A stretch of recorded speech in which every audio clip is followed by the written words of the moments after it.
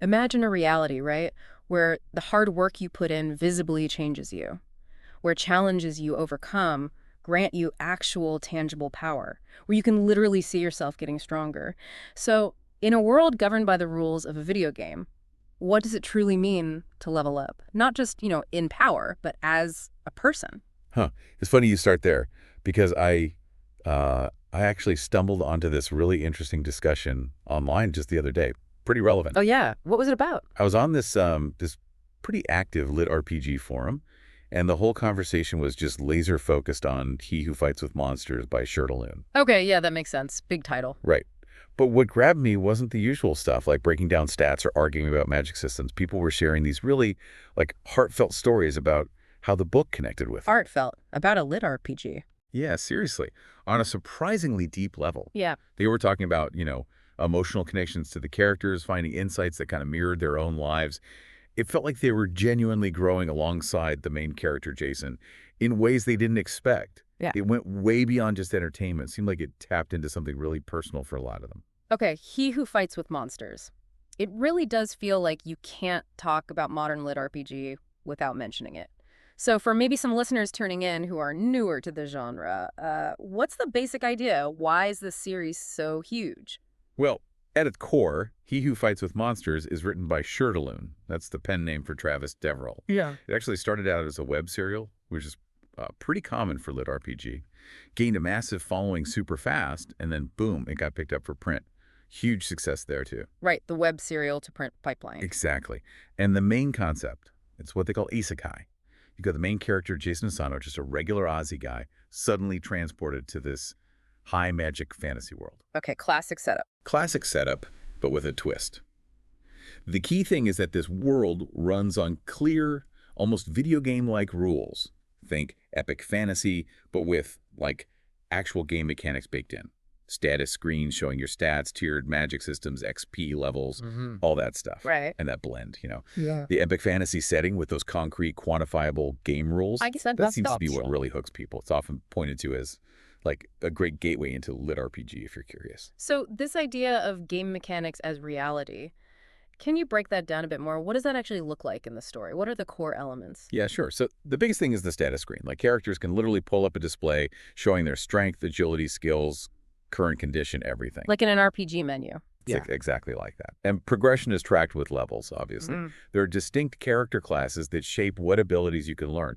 The magic system is also really structured, broken down into tiers. They use terms like essences, think raw magic, fuel different powers, affinities to elements, stuff like that. It gives magic this almost scientific feel, Right, very defined. Very defined. And as Jason levels up, gets new abilities, unlocks skills, you see the direct impact. It's not just abstract numbers going up. It tangibly affects what he can do and how he interacts with this new world. Okay, and navigating this whole stat-driven world is Jason Asano. This Aussie bloke dropped into it all. What's the deal with him? He seems to be a character people have strong opinions about. Oh, definitely, Jason is. Well, he's not your typical stoic fantasy hero, that's for sure. He's often described as cheeky, got a really dry, self-deprecating wit, very Australian sense of humor. So lots of sarcasm. Loads of sarcasm. Especially when he bumps up against some of the more over-the-top fantasy tropes in this new world. He's very genre-savvy, and his commentary on it all is a huge part of his appeal. But maybe not for everyone. Exactly. That constant sarcasm, his kind of irreverent attitude, Yeah. it can be polarizing. Some people absolutely love it, find it hilarious how he undercuts the seriousness. Others find it, well, maybe a bit grating or overdone. I can see that. But what's really interesting, I think, is seeing him evolve. Beneath all that sarcasm, you start seeing these moments of real vulnerability, empathy, actual emotional growth. It adds a lot of depth. He's not just a walking joke machine. Gotcha. And the term progression fantasy, it's basically baked into lit RPG. How does He Who Fights with Monsters really nail that feeling of constant advancement? Oh, progression is absolutely central. It's not just window dressing. It drives the plot. It drives Jason's entire arc. You see him constantly working to improve in really specific ways, like getting more essence slots. Think of those as mana pools, basically. Or collecting spirit coins, which are like a magic currency. And climbing through the power ranks, they have tiers like iron, bronze, silver, gold. Each one signifies a big jump in power. Makes sense. Clear goals. Right.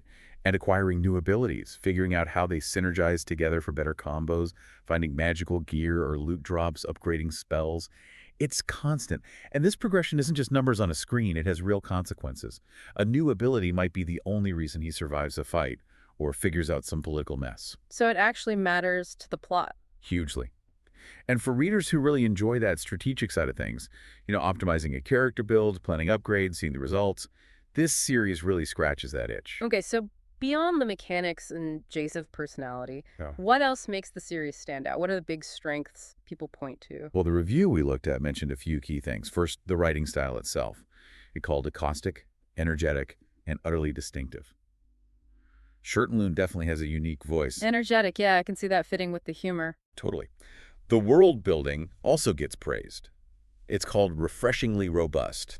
The magic systems, the political stuff, it's pretty well fleshed out. And even though it's often funny, the plot itself is apparently well-paced. It balances the action, the humor, and these more introspective emotional moments pretty effectively. And the side characters. Yeah, they get a mention too. Not just cardboard cutouts, apparently. They have their own depth. Yeah. And a big one is that genre savviness we talked about. It embraces lit RPG tropes, but also kind of pokes fun of them, parodies them sometimes. That adds another layer, especially if you know the genre. A bit meta, then. A bit meta, yeah. Yeah. And ultimately, it seems like it's that blend of laugh-out-loud humor with genuine emotional moments that really works for a lot of people. Right. But, of course, nothing's perfect. What are some of the common criticisms? Where does it maybe fall short for some readers? Well, often the criticisms are kind of the flip side of the strengths, Like Yeah. if humor, some readers find it can be just too much. Oversaturating maybe, or repetitive after a while. Okay, fair enough. The pacing can sometimes feel a bit uneven too. You might get sections that really focus hard on stat updates or descriptions of training the grind, basically.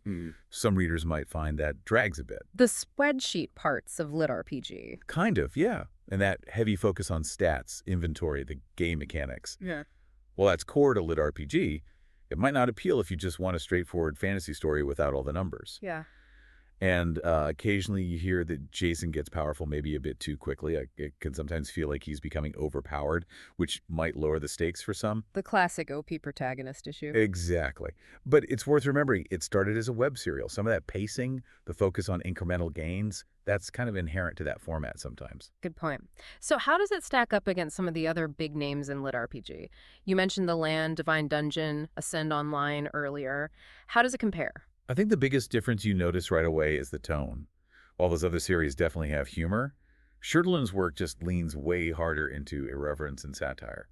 It's much more cheeky. More self-aware. Definitely more self-aware. It uses all the standard tropes the guy transported from Earth, the status screens, the fast power-ups, but it often twists them or comments on them with humor. It knows it's a lit RPG and has fun with that, whereas some other series might play those mechanics a bit more straight, gives it a really distinct vibe. Okay, so putting it all together then, He Who Fights with Monsters, does it actually live up to all the hype it gets?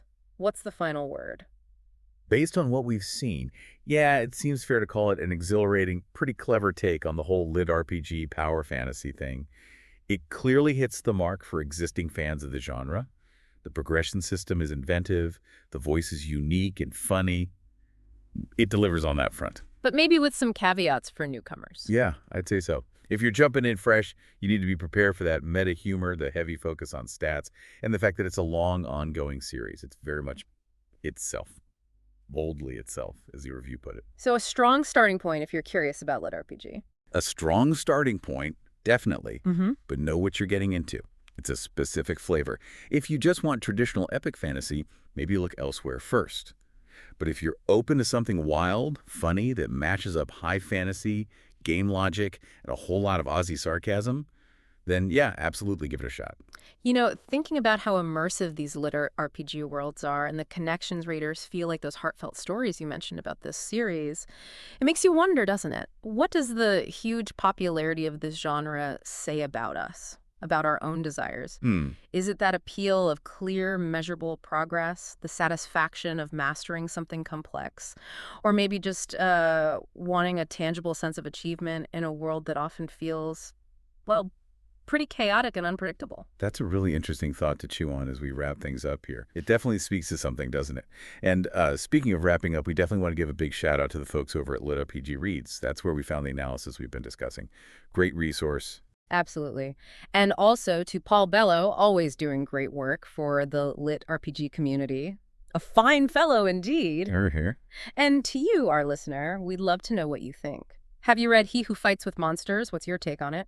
Or on Lit RPG in general? Drop your thoughts in the comments below. We're always keen to hear your perspectives and keep the conversation going.